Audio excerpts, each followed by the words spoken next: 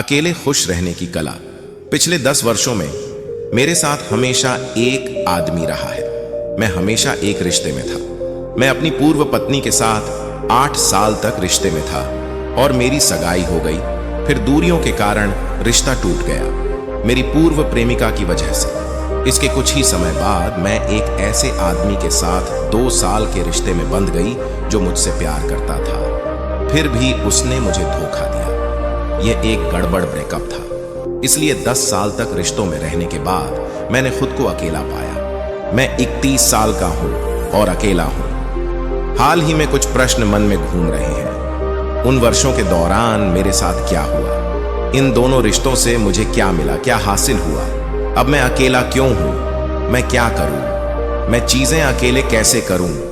अब क्या, कहां से शुरू करें? जब तक मुझे यह उद्धरण नहीं मिला, मैं घबराने लगा, हाइपरवेंटिलेट होने लगा। सिंगल कोई स्टेटस नहीं है। यह एक ऐसा शब्द है जो एक ऐसे व्यक्ति का वर्णन करता है जो इतना मजबूत है कि वह दूसरों पर निर्भर हुए बिना जीवन जी सकता है और उसका आनंद ले सकता है। हाँ, मुझे डर लग रहा है। मुझे हर चीज साझा करने की आदत थी। मुझे अपने आसपास किसी के होने की आदत हो गई थी। लेकिन वास्तविकता यह है कि मैं अपना खुद का व्यक्ति हूं और यदि मैं अकेले रहने का आनंद नहीं ले सकता तो मैं किसी और के साथ रहने का आनंद कैसे ले सकता हूं? इसलिए मैंने अकेले रहने के बारे में पढ़ना शुरू किया और अन्य खुश एकल लोगों का साक्षात्कार लिया। निश्चित रूप से मैं 31 साल का एकमात्र व्यक्ति नहीं था जो अपने नए अकेलेपन के बारे में अनिश्चित महसूस करता था। मुझे एक अकेली वयस्क महिला के रूप में खुश रहने के सिद्ध तरीके ढूंढने की जरूरत थी। अपने शोध में मैंने अकेले रहने के बारे में कुछ महत्वपूर्ण सत्य सीखे। 1. अकेले रहने से आपको अकेले रहने का, अपने साथ रहने का समय मिलता है। अंततः मेरे लिए कुछ समय, यह खुद से दोबारा जुड़ने का समय है। एक ऐसा समय जहां मैं खुद से बात कर सकता हूं, उन सभी सवालों और जवाबों पर बहस कर सकता हूं जो मेरे दिमाग में घूम रहे हैं। यह चिंतन का समय है।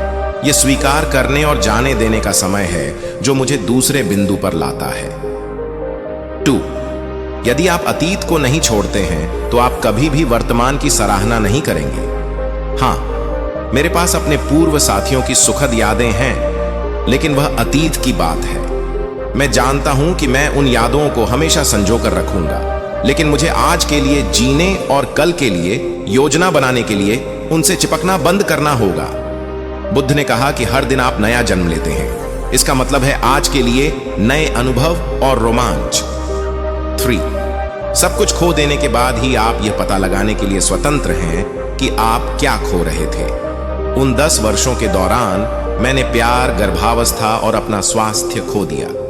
मुझे सच में विश्वास था कि मैंने सब कुछ खो दिया है। मैं आपको यह बताना भी शुरू नहीं कर सकता कि उस कठिन समय के दौरान मैंने कितने आंसू बहाए। अब जबकि मैं अकेला हूं, मेरे पास उन सभी चीजों को करने का अवसर है जिन्हें मैं अपने रिश्तों में अपनी सारी ऊर्जा लगाने के दौरान टाल देता था।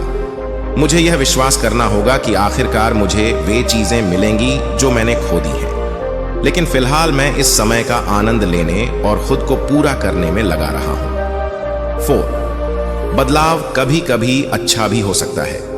मेरा एक हिस्सा इस त्वरित बदलाव से डरता है। अनुकूलन में समय लगता है, फिर भी मैं पहले से ही सभी संभावनाओं के बारे में सोच रहा हूं। नए लोगों से मिलना, नई जगहों पर जाना, नई परियोजनाओं से निपटना। कभी कभी परिवर्तन हमारे लिए सबसे अच्छी चीज होती है क्योंकि यह हमें नई गतिविधियों और वातावरण के लिए खोलता है। 5. सिंगल होने का मतलब प्यार करने से डरना नहीं है।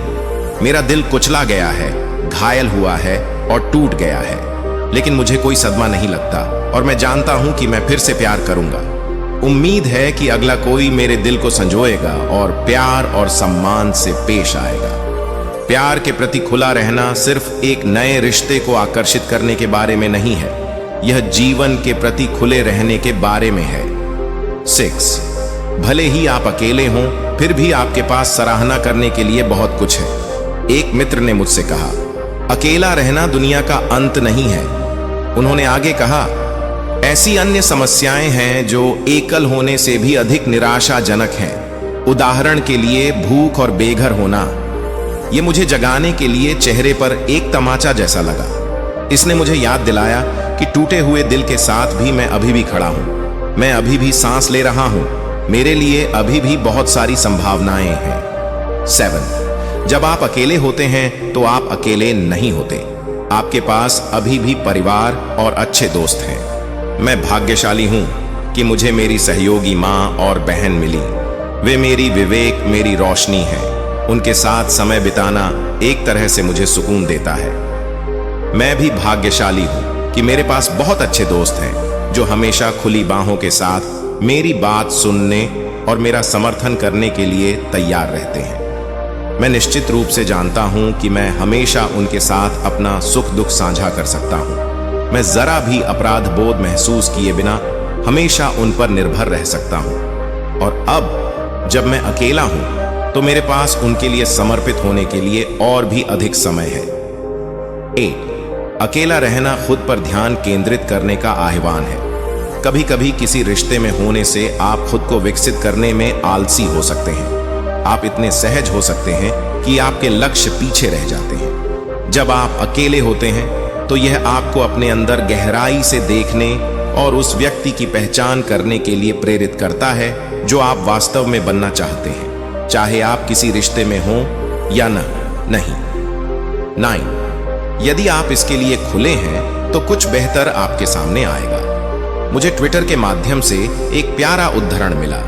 इंद्रधनुष देखने के लिए किसी को तूफान से गुजरना पड़ता है। जब कुछ बुरा होता है तो हम नकारात्मक बातों पर ध्यान केंद्रित कर देते हैं। यह भूल जाते हैं कि इस विनाश लीला में कहीं ना कहीं कुछ सकारात्मक भी छिपा होगा। यदि आप इसके लिए खुले हैं तो आप भविष्य में और वर्तमान में खुशी को जानेंगे।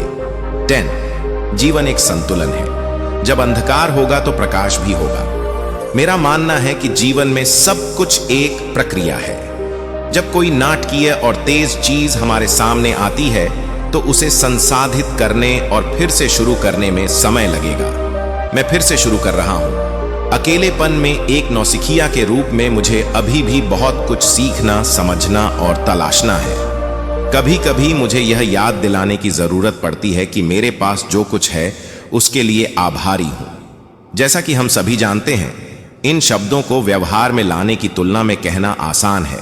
इसलिए मेरे मन में एक महत्वपूर्ण विचार है जो मैं आपके पास छोड़ना चाहूंगा। परिवर्तन भीतर से आता है।